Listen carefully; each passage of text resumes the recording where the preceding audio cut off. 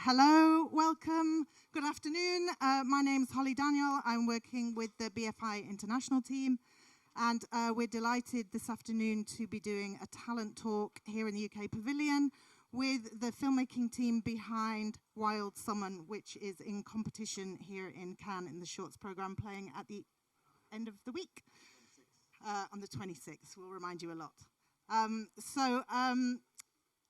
We will, very pleased to welcome, I'll get you all to introduce yourselves a little bit, but Karni, Saul, Yuli.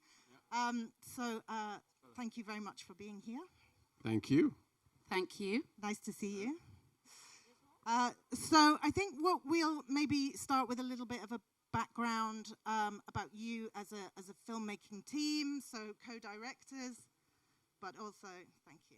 How about the trailer first? Well, yeah. Well, so what we thought we'd do is we've got the trailers for your 3 shorts. So maybe we'll start with the earliest one and then come to Wild Summon, and then we can talk more specifically about that film. But I wondered if you could just give us a little, a kind of overview of your journey from sort of students as Israel to living in Bristol and working together as a filmmaking family. Sure. I'm Saul. Some people in the world think Karni and Saul are 2 Icelandic men, so we tend to explain it. We're Israeli born, and we met in art college. I was in art college very shortly, but Karni continued to academic route in photography in Bezalel University in Jerusalem. And in 2002, we moved to the UK, where I was working as a freelance animator, and Karni is a photographer in the fashion industry. And shortly after, we started working together, doing kind of combining our skills of photography and animation. We did pixelization with people and introducing 3D animation into very rough photography, which was kind of nice and fresh at that time. And we started working in commercial and music videos. That's how we started. Yeah, and the backstory is that actually I forced Saul into being a directing duo. He said it wouldn't be a good idea, and I was like, why not? We're stronger as a duo. You're animator, I'm photographer. We've got the fantasy, male, female. I was really visualizing it and seeing how well it could work.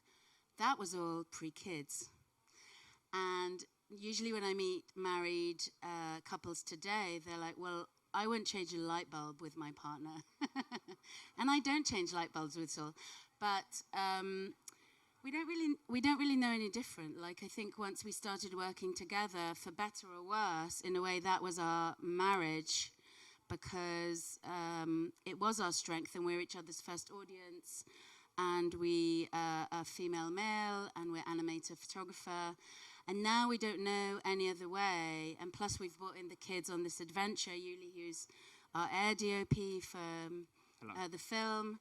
And so, I mean, Yuli will tell you, he could probably tell you dish the dirt more, because it's not always easy, but it's also an adventure as a family. And I think that should be enabled more. If we want more storytelling, by families and women, we have to enable that more and more.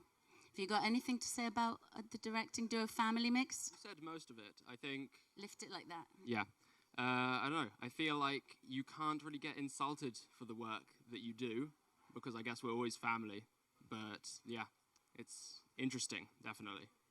I mean, that's good. Some might say it would be the other way around if it was family. Yeah. Being insulted all the time. By the way, we're very tough with each other, and being half Israeli, and we're very passionate about the work we do. Like, my motto as a mama and a filmmaker is do it like you mean it. And Yuli's, can vouch for that. And do it like you mean it. Sometimes you have to yell. Sometimes you have to do things passionately.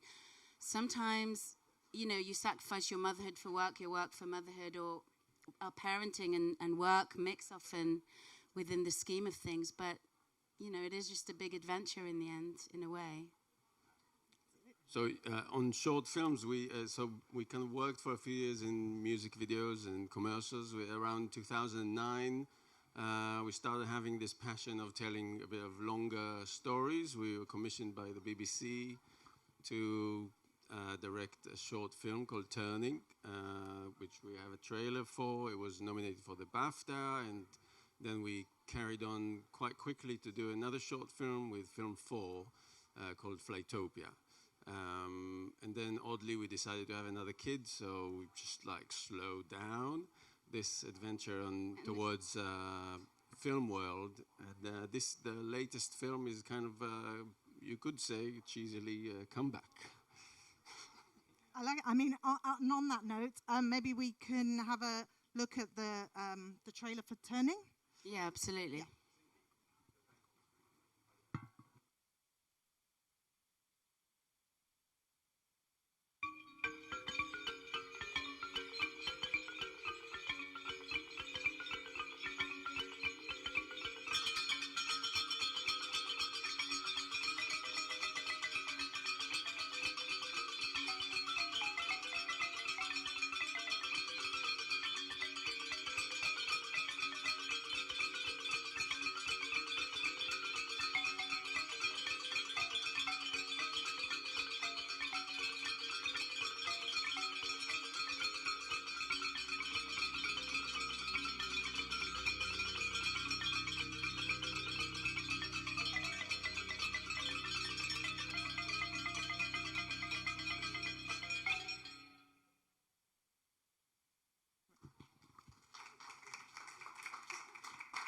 The short films are on our website, so you can. Yeah, you can see them all at Sulky Bunny or wherever online. Yes, you should definitely check them out. But I just wanted to talk just quite briefly about that kind of that working together with the live action animation, which obviously you do amazingly so in Wild Summon, but just kind of back at that stage. Yeah, I mean, jumping from music videos and commercials, which are they were very technical animation using a lot of stop frame. We kind of stepped into the kind of filmic world, and that was very exciting. And I think we didn't know much about it. We were shooting this film a little bit like a commercial, some said, but it gave it a very original storytelling, a bit broken up, a bit out of what you would expect, and I think it got some attention for it. So sometimes to be naive to kind of the rules of the game was very helpful for us. And I think an interesting concept about Turning it's based on a story by Linda Sexton, and it was meant to be this very sort of posh British tea party. But me and Saul, coming from Israel, knew nothing about posh British tea parties. My mum is British and she is a bit posh. But we had to invent it, and it's a little bit like, Henri Rousseau. We had to invent the concept of Britishness and tea parties, and I think in a way it gave it that slightly foreign feel, and in a way the music, which is African tribal, recorded on location. Mongolian. Mongolian, I think also African remixed, gave it that juxtapose where I think we never quite feel British, but we never quite feel Israeli, and that hybrid that we feel often is translated into our films, hybrid animation, live action, hybrid animal, human, hybrid fantasy, live action, whatever it is, and that searching for your identity, searching for home, and all those mixes are things that come up over and over, because in the end you're a storyteller. No matter what medium you're using, you're telling a story, and I think the only story you can tell is your own. Oh, I guess what you're looking for, your question, maybe. Yeah. I mean, I think that takes nicely if we watch the next trailer. Yeah, Flightopia. We were asked a lot during the BAFTA thing about genres, and we were kind of quickly tagged as like sweet fantasy, although there's like this shot between the lady's legs, which wasn't very kids-oriented, but a lot of people asked us, we're going to do a lot of kind of sweet fantasy, and so we wanted to do something else with Flightopia. Is basically a horror film, and it is based on a short film by Will Self under the same title about a man who develops a kind of a sickly relationship with the insects in his house. So, okay, can we play that trailer?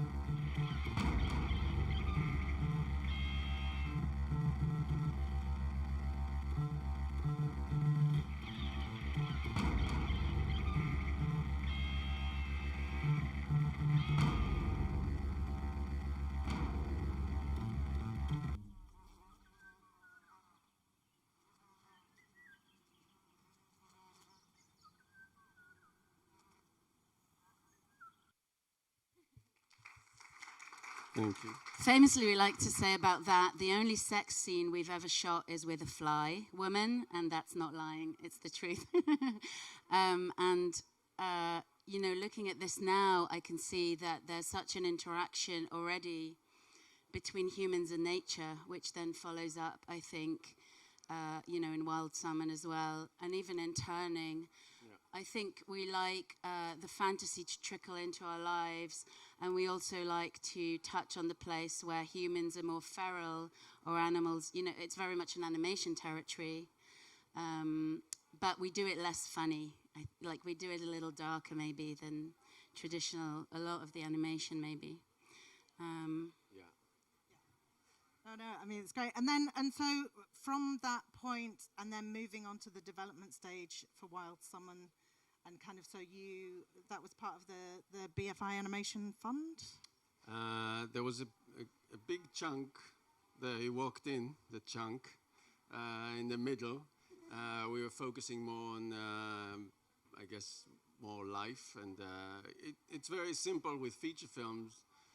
You have a touch of short films, and the feature film comes knocking in, and it's obvious to you that you cannot mix family life with a feature film and do it properly. So there was a conscious decision to kind of put the brakes on it. Well, we were on a shorts to feature with Film 4, so we were up to do a feature, but yeah, we had Teo, who's sitting over there, an important part of our clan, and so we put it on hold for a bit, and in a way, Wild Salmon, that was commissioned from the BFI, this was a commission that came out right before pandemic, and we literally got it on the day pandemic started, and people were being quite like avoiding each other a little bit. We were a bit worried to go into London. Yeah. Just as the doors were like locking, we got the commission, but we knew it was for us because it was kind of meant to be something that was a little off-ball and not necessarily a commercial venture, and it's had our names all over it. We were like, we've got to get this commission. And we walked into the pitch room, and this I remember because we said to them, we're going to become fish. We were just on fire, but we said something really weird, but in the end we did become fish. They said, give the job to the hippies. They were like, we like your mumbo jumbo, we don't understand it, but you got the commission, whatever, make the film. You know, because it was kind of like we knew that we would have to go on this big journey also as a family, and also to make the film, and also it was going into lockdown. Very quickly we realized that the journey of a salmon as a woman would be a parallel to the journey of humanity and survival in pandemic, and you know, survival in general. So I think there's a lot of parallels that happened and made the filming and the making of this film in pandemic much more intense, but also maybe true. Yeah. You have a question? Why isn't my name up there if you're talking so much about No. I mean, the question... It's coming. Your name is on all the films. They're just at the end. Yeah, it always says for our boys, Teo and Yuli. And anyway, you know how important you are, right? You own it. You've got more swagger than all of us. Am I supposed to be Holy Daniel? No. She's holy. I mean, we'll watch the trailer for Wild Salmon, and then we can talk a bit more about it. Okay.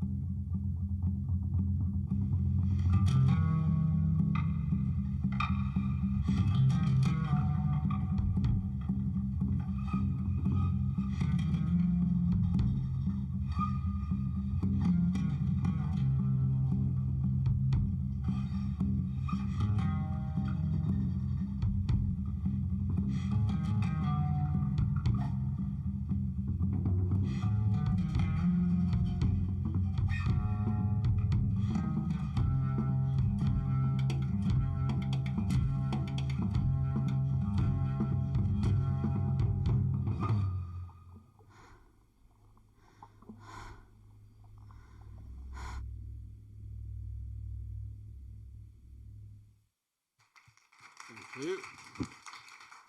I mean, it's a fantastic film. So Thank you. Thanks so much.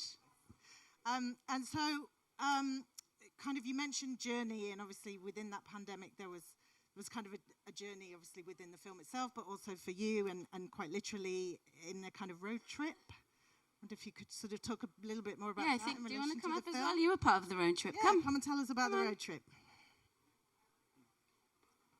You want to sit down? I don't know if it's okay. What do you want to say about the road trip around Iceland when we filmed Wild Salmon? How was it for you? Fun, because we got to go in really hot swimming pools when it was really cold. And we had to run through the cold weather in our swimming suits to the hot pool. Perfect. Probably is the best bit. But we were also working, definitely. But that's the funny thing. I think, the lines blur between our work and our family life. And in a way, because society and workplaces didn't really enable us, or me as a mother, or us as a couple, to easily work and show up for both, I think we kind of invented our own pirate filmmaking. And especially in pandemic, what we did is post-pandemic, we realized we couldn't tell the story of a wild salmon without going on a wild journey as a family. I mean, it was And so we took the whole family and went on a road trip. And, I think we had to experience, we call it like method acting for directors. We wanted to experience this journey and felt happy accidents and, imperfections and mistakes, and really embody that journey to kind of be able to tell that story. Yeah, it was an interesting. When we first got the commission, we sent a budget that was 6 months, which was a bit more oriented towards traditional production crews, and then it was just the next day everything got locked down, and the BFI said, "Why don't you have 20 months?" So it was interesting to see. Well, if we have time, maybe we can approach it in a more organic way. Maybe we can do it ourselves more, and we got really passionate about learning underwater cinematography. Yeah, it seemed that some of the best shots came from random experiences along the journey, and because, I don't know, it feels like, we found the best shots in the least expected places.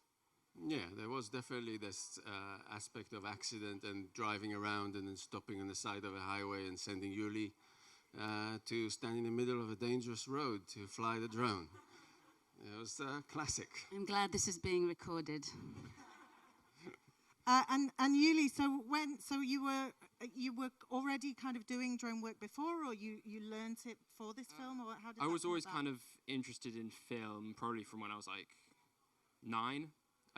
But the Wild Salmon was the first opportunity to get properly into it. I did a year's training in drone, and then I also helped film kind of with everything. Because we all kind of mix around. But yeah, it was definitely the first experience, and now I'm in film school. But yeah, I mean, to be honest, you look at the equipment and software now available to filmmakers. At kids his age, 15, he was 15 at the time. It's just so easy. There's no. Well, it's easy, but you need talent and implying time. that I don't have skill. No, it's approachable. You can imagine how a kid that plays, if they play computer games, a drone, it's just it's so integrated into one another, and we just had to kind of walk him through the process of a production and there are some great lessons. And I think also, there's two approaches. Either you can say, I'm a mother and I'm a parent, I'm going to step back, it's impossible. Or you're going to embrace it, and you're going to say, well, I actually am more empowered as a storyteller, I have more things to say, I have just less time to say them, and people are supporting me a little less. And if you find a way to do it, I think then it's super interesting, because you can share stories that nobody else can. And in the end, our stories are very much about parenting, about care, about our interactions as humans with nature, very much so in Wild Salmon, as our interactions with humans, because it's got a strong undercurrent of how humans interact as well. As a metaphor, with the story of the fish, we're so alike to animals and nature, and there's no separation really. Indigenous people have the same word for nature and humans. So I think that's so much more empowered to look at it that way. Like astronauts, when they leave the planet, they see how we're all interconnected.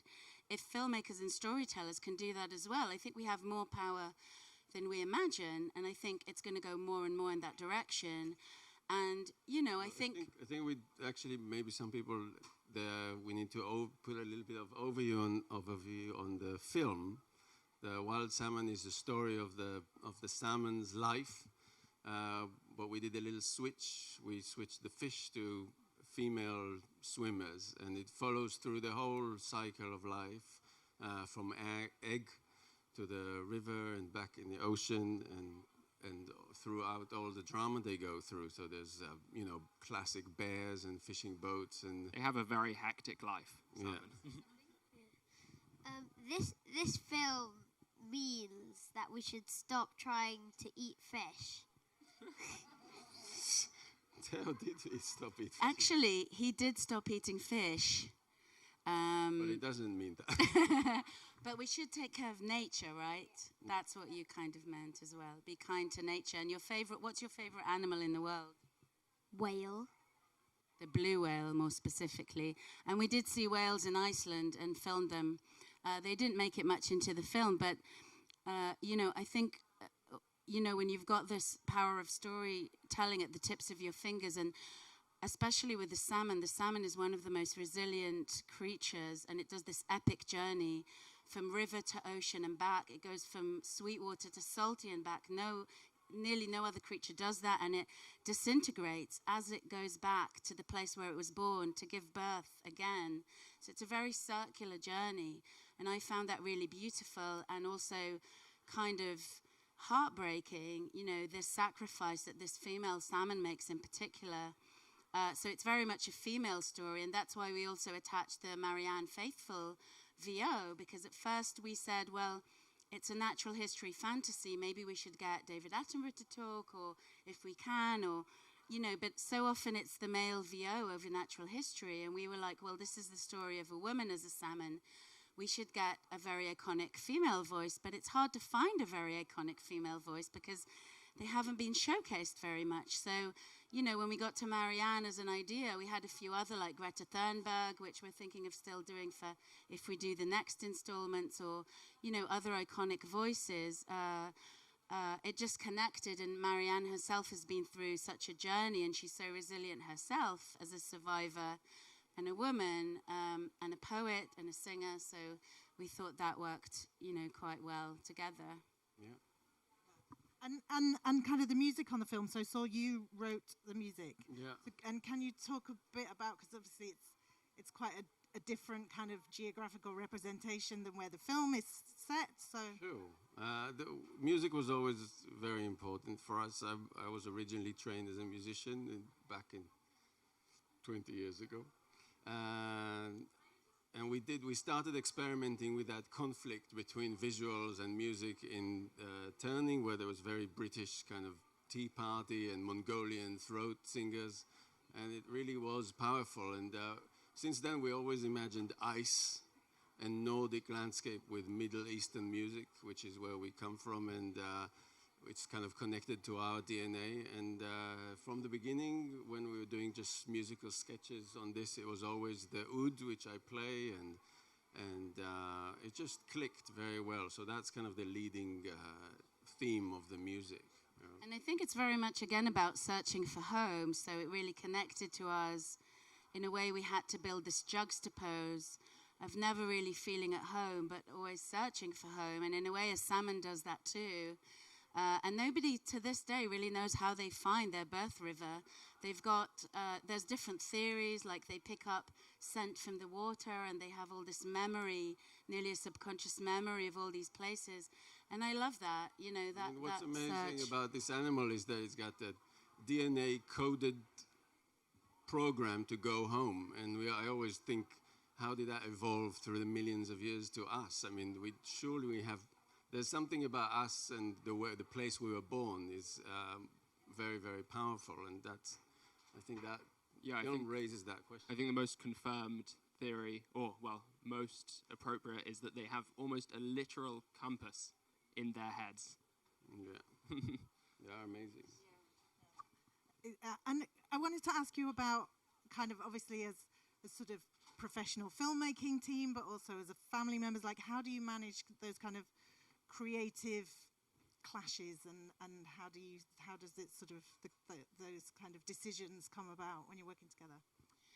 I hit Saul, he hits me back, I win, He knows who's boss now. I mean, you know, the truth is we practice on being a couple first. So any couple will know that Hollywood has lied to us all these years. Nothing is like in the movies. You have to figure stuff out, and it's exactly the same in filmmaking. You have to figure stuff up. You have to compromise. But often we would ask ourselves, you know, is a directing duo a compromise because you're trying to find the middle ground between two approaches? Or are we stronger by having two approaches merged into one, female-male, photographer, filmmaker? I mean, no one really knows the answer to that, but I think in the end we are stronger because there's something about filmmaking that can be quite lonely, and when you have to fight for things you really believe in, and it's a struggle, often it's nice to be a team. You can play good cop, bad cop. You can be really adamant and insistent on that this is the right way and this is the right thing.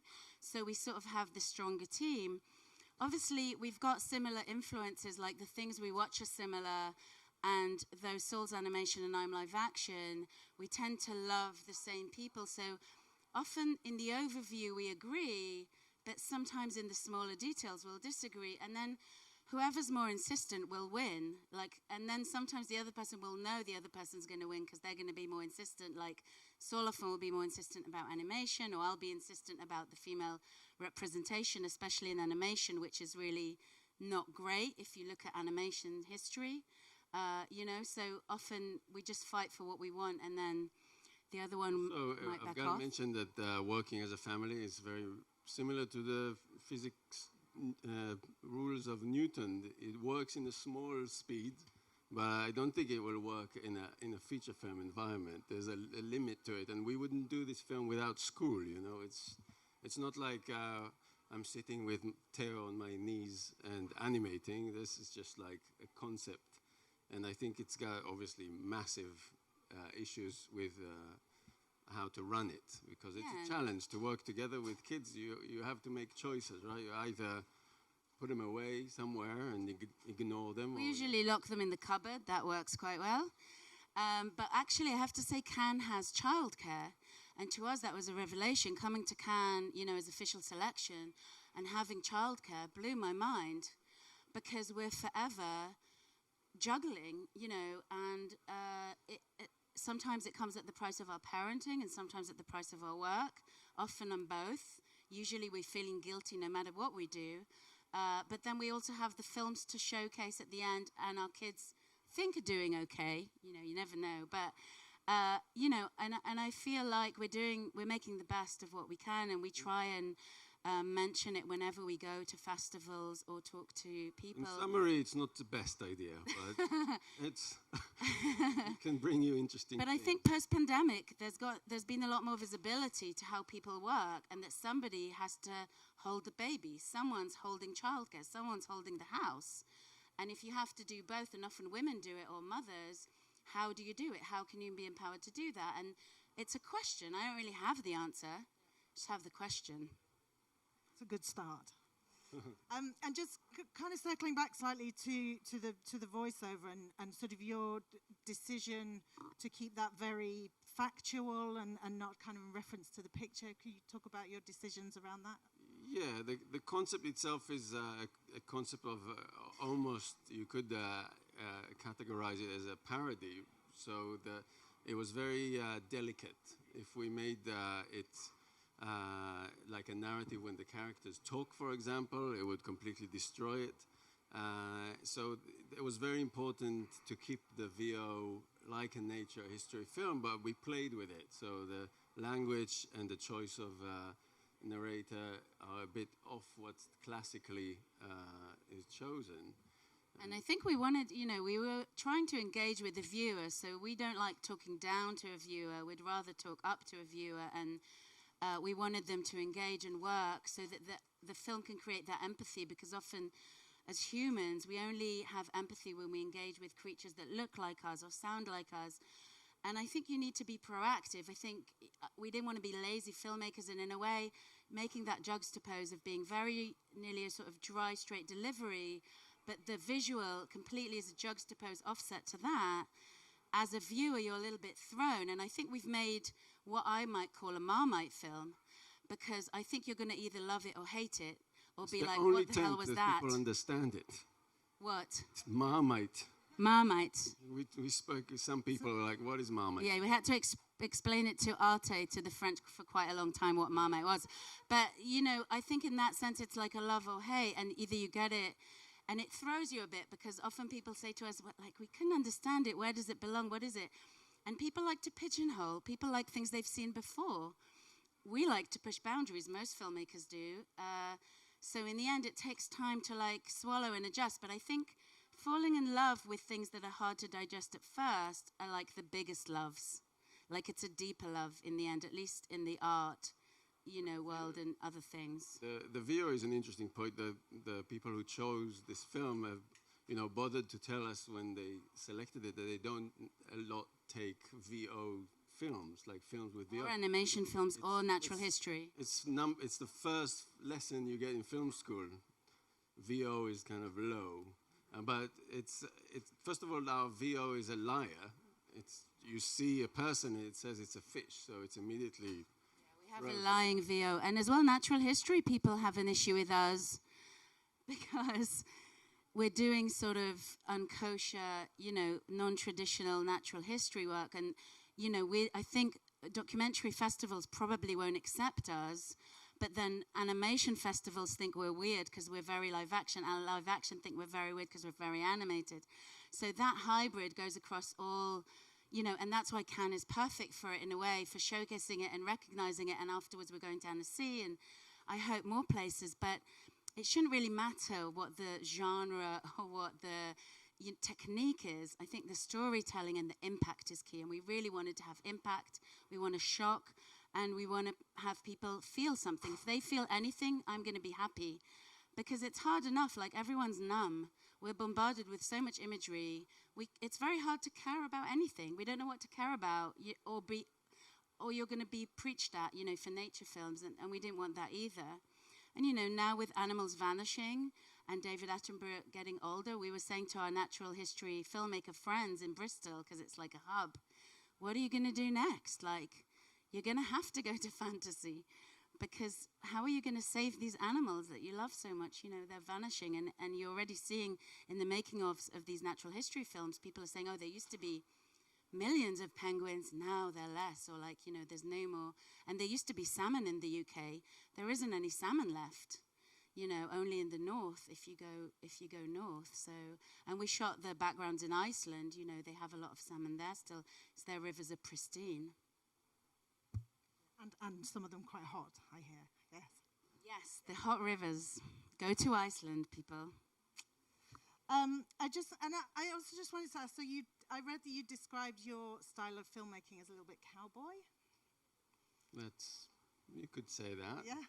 I'd like just kind of what you mean. I think it's just another description of what we were talking about. The fact that it's not there isn't an AD that tells you the shots you need to do today and looks after the schedule. It's us stopping on the side of the road and throwing the kid out. So it's that. Thank you. I'm sure no producer will ever work with us again after this talk. Thank you. But the truth is that, you know, again, for features, we don't necessarily work that way. We did work with an amazing team, and we do have to recognize the amazing DOPs we worked with previously, and producers and ADs. And we love to work with people, you know, who can give something to our filmmaking. But what we also crave is like the artistry. And often in film, you're rushed and there's a deadline. And sometimes the artistry gets lost in the cracks. Any filmmaker will tell you that. And I think that I often look for like breathing stills. And now I even find in the schedule a place to schedule for it, for like a breather. It's when you look around and look for the mistakes and the happy accidents and the imperfections. It's nearly like filmmaking can be so perfect, nearly. You nearly have to ask the AD when you put together a schedule to put a bit of time to be bored. You know, that's like impossible. It's impossible. When you're bored is when you're making these interesting decisions. Or when you have a bit of time to rethink or look around to like engage with what you're actually looking at the time. And I think what we pride ourselves most is in the way we approach animation, and that's a very non-classical approach, is we don't make plates for the animation. We make a film that's meant to be nearly standalone in the visual impact, and plates that are photographic and filmic, and then we find a way to put the animation in.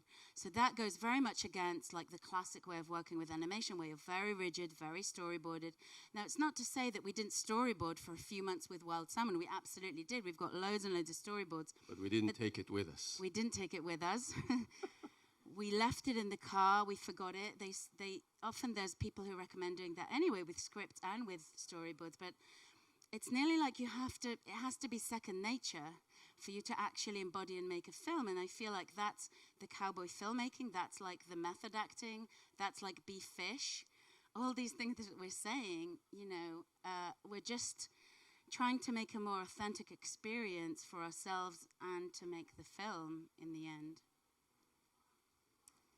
I mean, it's all working. And so, you said that for the next project, you're sort of looking at the next stage from this one. So is it a kind of continuation idea? Well, we've got some talks here in an NSC. We hope to develop this into a series, essentially.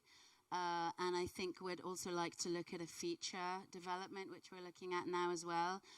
Cannes gets you a lot of attention. You get phone calls. When we were nominated for a BAFTA, we got a call from Brad Pitt's production company. And I swear we heard a helicopter in the background. It was very short, and we never heard again. They forget you very quickly, but if you tap in at the right time, and things can happen. And, Arte are now, are we allowed to say this? No. Okay.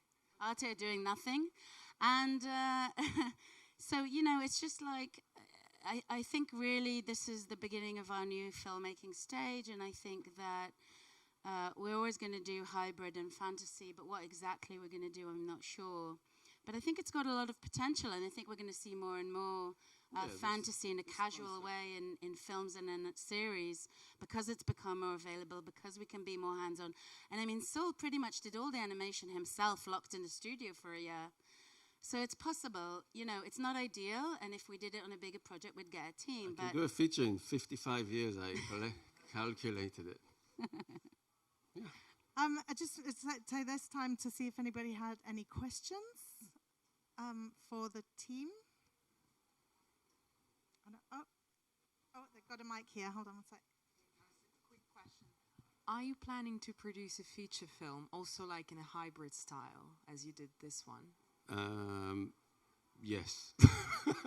Can you tell more about it, or it's a secret? Not a lot of details, but the idea is to combine animation and live action in that kind of more casual way, and not kind of in a big Hollywood effect. So I think knowing the techniques today and the way of working, I think it's could be time to have an art house with that kind of level of animation in it, which doesn't exist yet. If you look at the art house cinema, there's not that, and I think there's an opening for that, because all the tools are, like I said earlier, they're a lot more available, they're easier.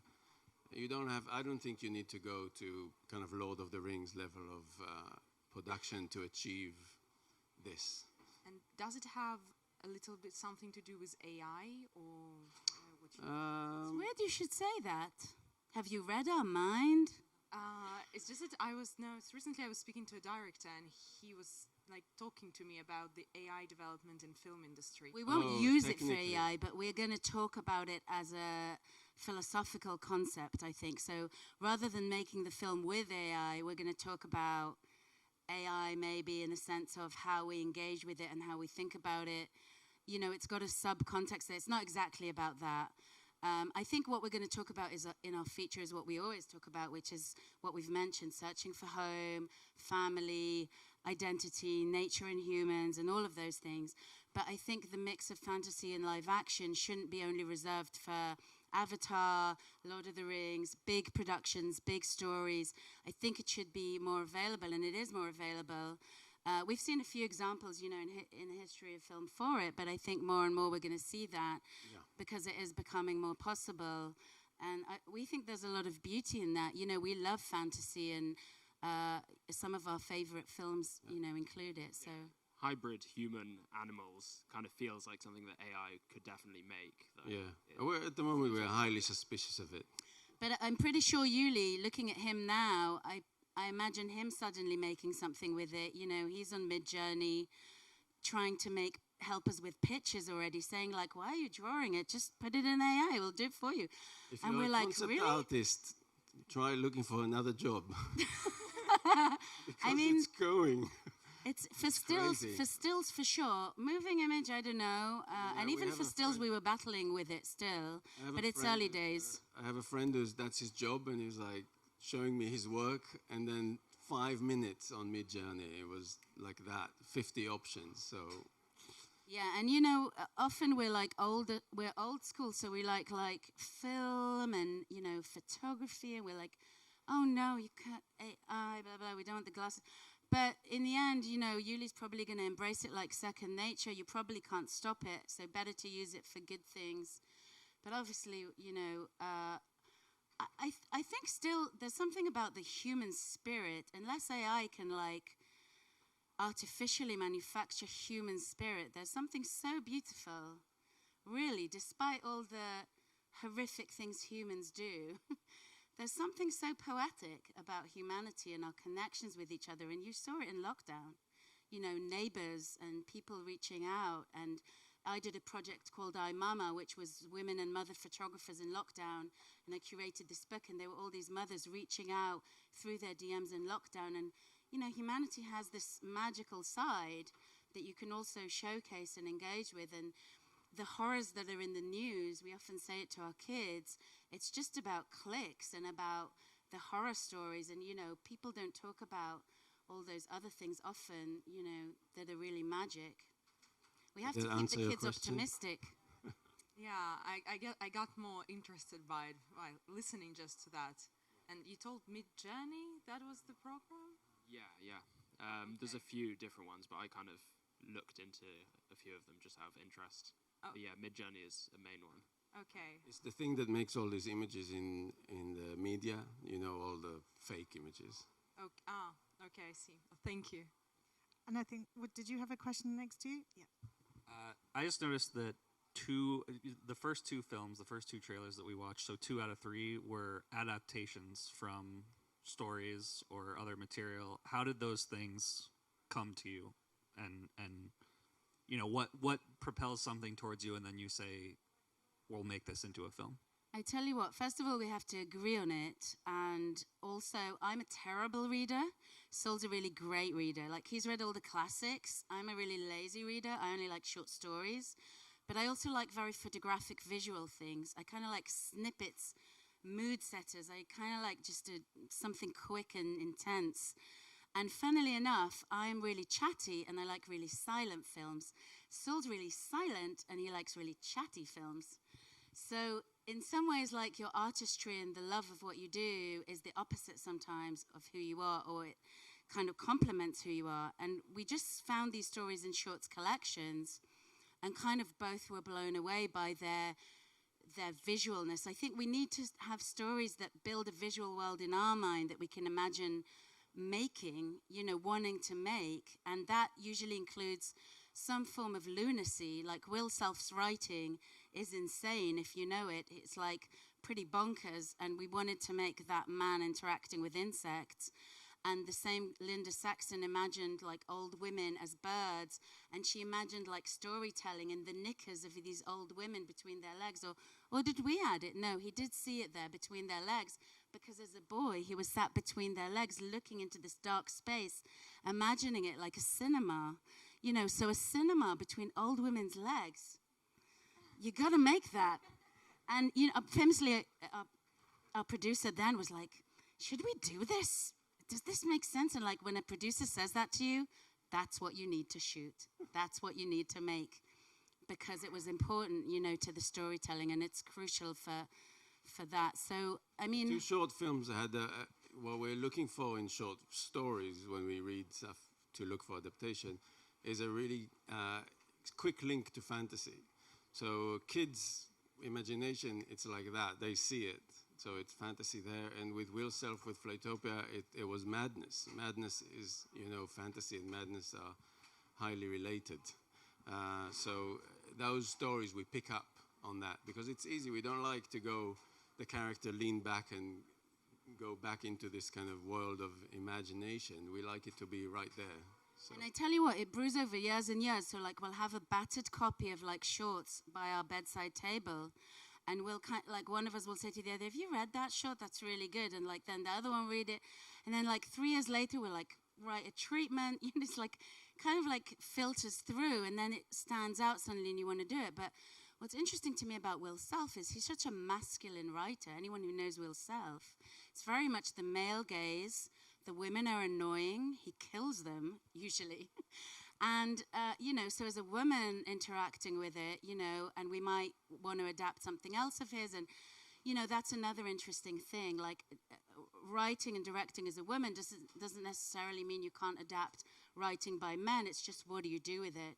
And it's really actually interesting kind of dissecting and looking at his stories from in that way. And, you know, Flightopia was a tough shoot. Like, we took Yuli when he was a kid there, and we went and shot in Hungary, and it was, when you read, man falls in love with bugs in his house and wants to have sex with them. That's one thing. Shooting that is a whole other level of, like, insanity, you know, and we tried to breed flies, and the breeder failed, and the flies died. Like, they were, like, all Film 4 on the phone to us every day, and they were like, have the flies hatched? We were like, no. And then the breeder was like, it's never happened before, they're dead. And, you know, then we had to, like, do a fly sound and make them all in CGI and, like, agitate the actor. And so all these weird things happened, but it was really tough to shoot, whereas Turning was much easier to shoot in a way, and Wild Salmon was a whole different thing. So it's like each film embodies us completely, and we've learned a lot from each process. And but also there's a lot to say about adapting shorts. We love adapting shorts because adapting a book, you know, is the act of negative input you have to take away. With a short, you're free to add whatever. You could take the short, make it the first act, or you can spread it all over. But we were quite scared of Will Self because he was also a film critic as well as a writer. He's quite an intense, uber intelligent person, and to show him the film was pretty scary, but he really loved it, and he realized we had to do something a little bit different. We took it slightly away from the story to make it what it needed to be, you know, but he loved it, and you know, we're grateful for that, so that was really great. But Wild Salmon just came from you. Well, Wild Salmon is an adaptation of a story that nature gave us. We didn't write this story. It's an adaptation. That's an interesting way to put it. I think Saul's right. Saul always says to people, animals have incredible stories. We can just steal it from them because they're often on a survival journey.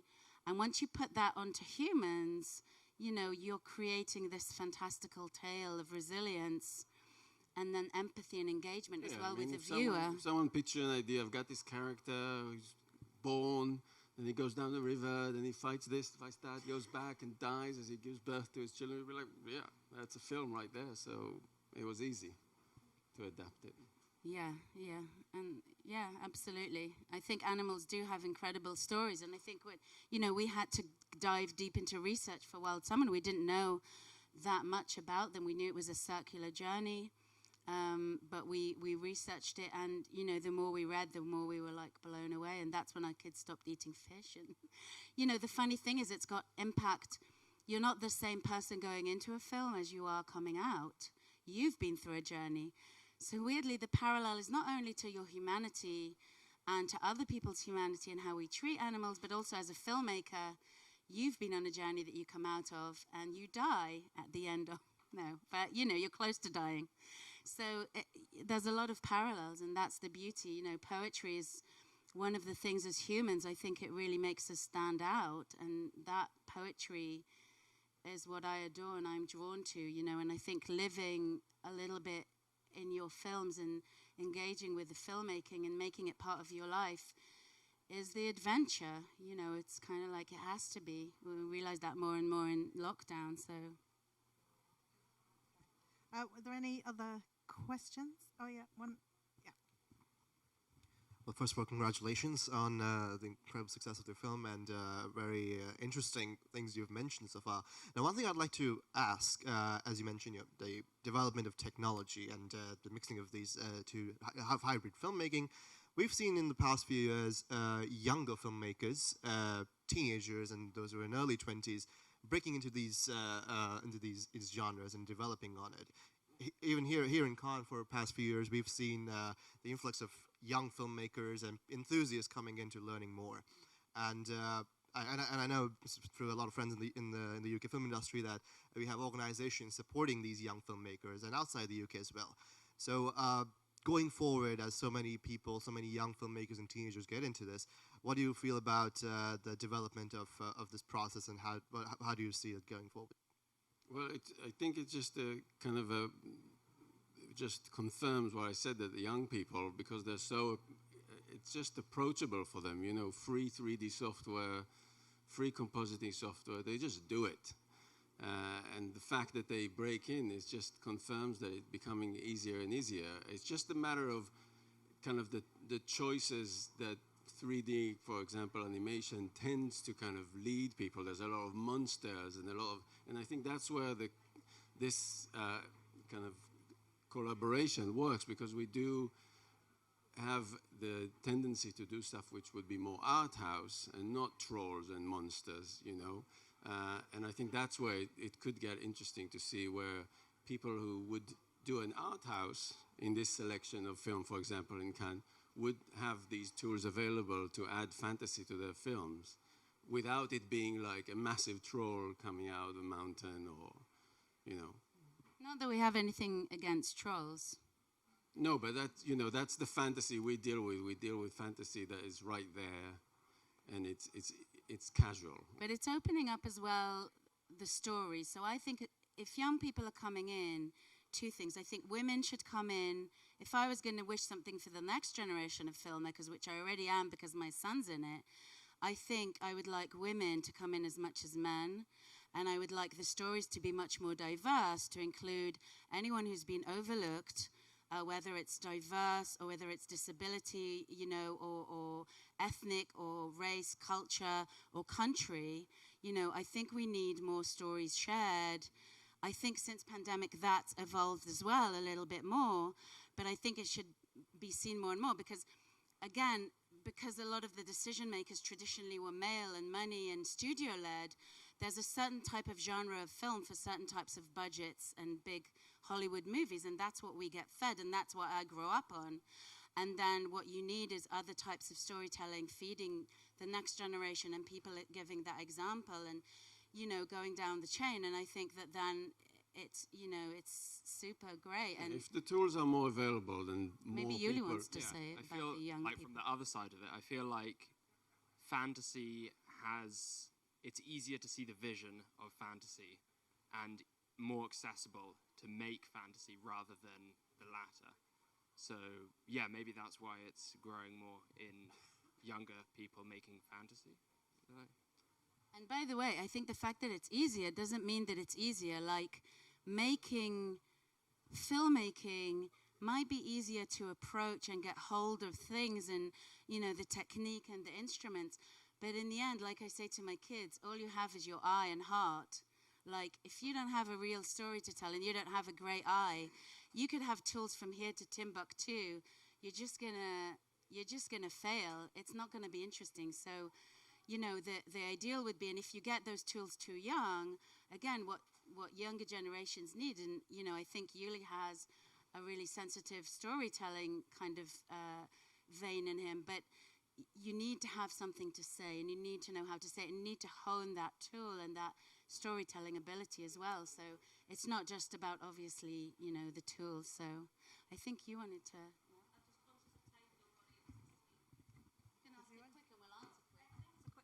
I just wondered, you guys had mentioned that you came from a commercials and music video background. Just how did you find that transition into film? I work across all three as well, and not to answer for you, but just kind of interested in how you found that transition from those. I don't really see it as a transition because we keep hopping back and forth. It feeds each other. I think it's important to go between them and not have this kind of really definite rules between them, because they all have different languages. Sometimes there's that snobbery of, oh, you make commercials, or Yeah. oh, you make, you do. Oh, and absolutely. then you come to Cannes and it's meh. Absolutely, but you have to override all that. If you think you're a filmmaker, then you are. And I think in the end, we have kind of a stubborn Israeli gene, and the duo helps in that. We would just show up for it. And in particular in recession, when our commercial work would dry up, that's when we'd pitch a film. So when we were sort of desperate, and also the bad weather in Bristol helps, because if you're going to live in a sunny, happy place, you're going to be out there living your life, your best life. But, you know, in drizzly, grey Bristol, you're going to make a film. So I think that it's, you know, in the end, we go back to commercial to make money. We love experimenting with music videos and commercials as well. It's kind of our playground. It's also to make money as a family. It used to be very much like that in the music videos. If you were a commercial director, you know, 15 years ago, a musician will go like, I don't want to talk to this guy. But if you're a filmmaker, they love you. It's all mixed now. I don't think any musician will go now, oh, he makes commercial, I'm not going to work with him because he does these cool things. But yeah, and I think our work kind of, because it has this, again, like a vein of this fantasy and mixed media, which goes across. But obviously, we're less inclined to take up very commercial music videos or, you know, very commercial films. You know, we have our style and we've sort of tried to develop it, and we try and stick to it religiously. You know, it's kind of what we've done always and, you know, stuck with. So that's what we try and do. But not to say it's easy. You know, often we have to juggle quite a few jobs at the same time. In pandemic, it got quite tough. And post-pandemic, you know, I'm doing a book at the same time. Saul's animating at the same time. We've got our hands in a lot of pies. Yeah, you did very well. Sticky hands. Okay, well, I think that's all we've got time for. So just to say a massive thank you to Yuli, to Saul, to Karni. Thank you. Thank you so much for coming. Thanks. Thank you, guys.